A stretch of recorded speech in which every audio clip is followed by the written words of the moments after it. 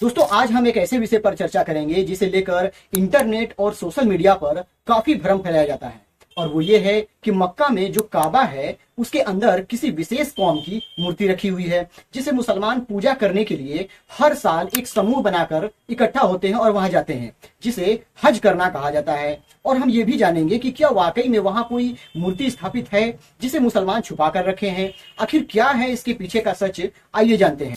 दोस्तों इस बात से तो किसी को इनकार नहीं है जिसका सबूत तारीख के पन्नों में लिखा है। काबा की स्थापना इस्लाम के पैगंबर हजरत इब्राहिम अलैहिस्सलाम ने अपने बेटे इस्माइल अलैहिस्सलाम के साथ मिलकर अपने हाथों से किया था, और इतिहास के पन्ने चीख चीख कर कहती हैं कि पैगंबर इब्राहिम अलैहिस्सलाम एक ईश्वरवादी थे, यानी एक ईश्वर यानी अल्लाह की केवल और केवल अल्लाह की इबादत करने वाले थे और मूर्ति पूजा के विरोध करने वाले थे, जिसकी विरोध करने की वजह से उन्हें जालिम बादशाह नमरूद के द्वारा आग में डाला गया था। इस तथ्य से तो हम ये तो मान ही सकते हैं कि पैगंबर इब्राहिम अलैहिस्सलाम ने काबा के निर्माण के वक्त कोई मूर्ति नहीं रखी होगी। तो इसका मतलब ये है कि पैगंबर इब्राहिम अलैहिस्सलाम के बाद आने वाली आगे की कौमों ने कुछ मिलावट इसमें की होगी, जिससे एक ऐसी सदी रही थी जहां काबा में मूर्तियों के ढेर लगा दिए गए, जिसे इस्लाम के आखिरी पैगंबर हजरत मोहम्मद सल्लल्लाहु अलैहि वसल्लम ने अपने हाथों से हटाया था। लेकिन आखिर काबा उन मूर्तियों का ढेर बना कैसे, किसने शुरुआत की थी उसमें मूर्ति रखने की प्रथा? आइए जरा इसे ही इतिहास के पन्नों से समझने की कोशिश करते हैं। दोस्तों इस बात को समझने के लिए हमें आज से 4500 साल यानी 4500 साल पीछे जाना होगा, और ये समझना होगा कि पैगंबर इब्राहिम अलैहिस्सलाम के बाद ऐसा क्या हुआ था जो काबा को मूर्तियों से भर दिया गया। दोस्तों इस बात को समझने के लिए मैंने इस वीडियो को दो भाग में डिवाइड किया है।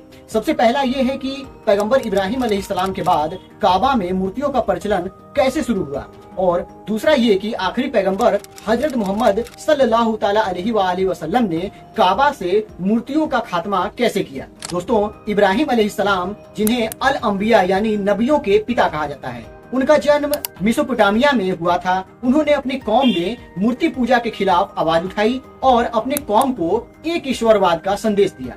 उनके दो बेटे थे, इसहाक अलैहिस्सलाम और इस्माइल अलैहिस्सलाम।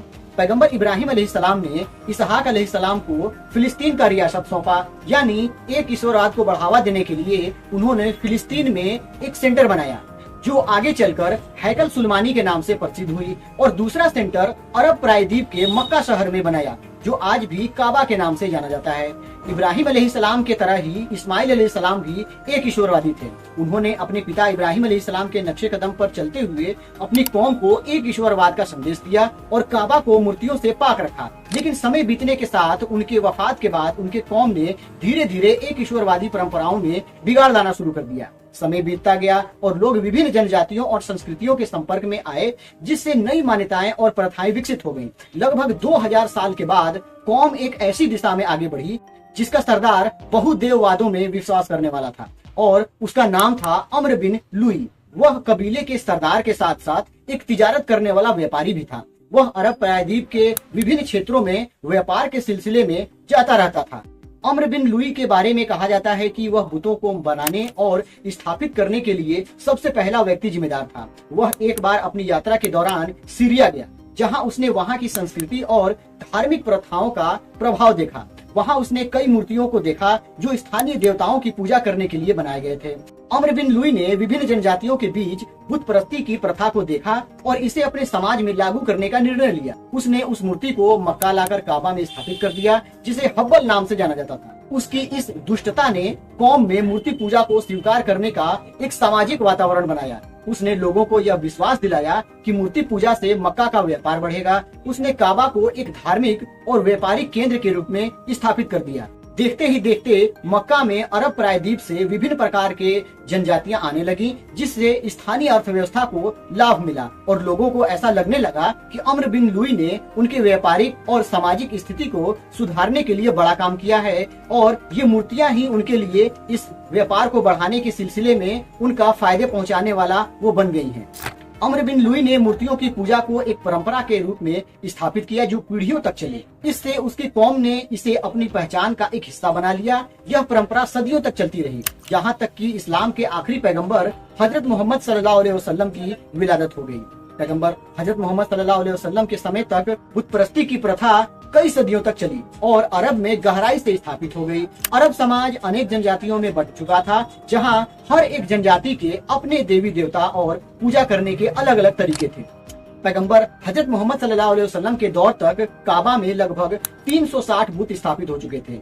ये बुत विभिन्न जनजातियों के देवी देवताओं का प्रतिनिधित्व करते थे और इन्हें काबा के चारों ओर पूजा जाता था। हब्बल सबसे प्रमुख मूर्ति था जिसे कुरैश जनजाति द्वारा पूजा जाता था।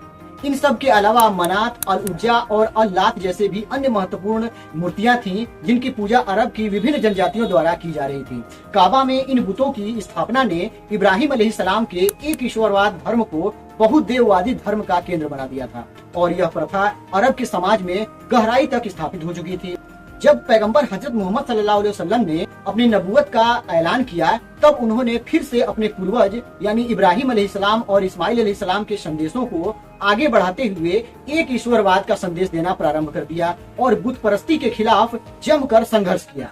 उन्होंने लोगों को यह समझाने की कोशिश की कि केवल एक ही अल्लाह की पूजा करनी चाहिए। इस प्रक्रिया में उन्हें अनेक चुनौतियों का सामना करना पड़ा, लेकिन अंततः उन्होंने मक्का से बुत परस्ती को समाप्त कर दिया।